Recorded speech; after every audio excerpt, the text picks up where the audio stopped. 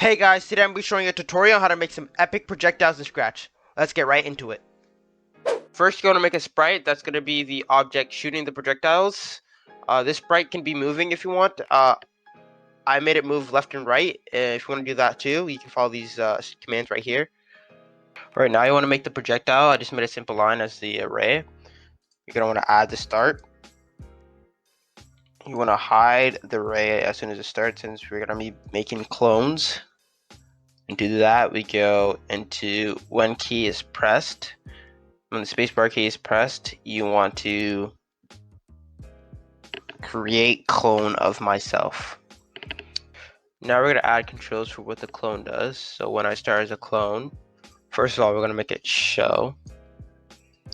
Then we're going to make it go to the ray gun.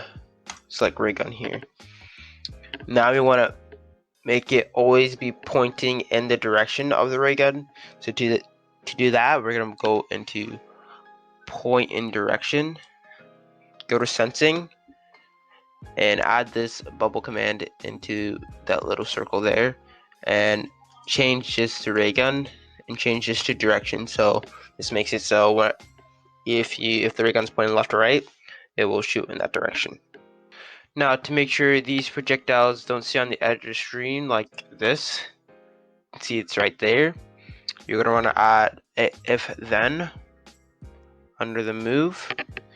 You're going to want to add a sensing and a touching in this little diamond here, and when it's touching the edge, we're going to want to make it delete.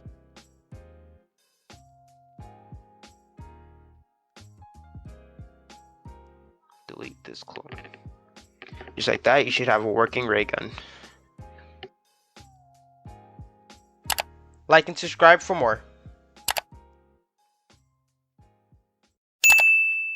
For more beginner level Scratch tutorials, visit our Scratch Basics homepage at chromeworks.ca/basics.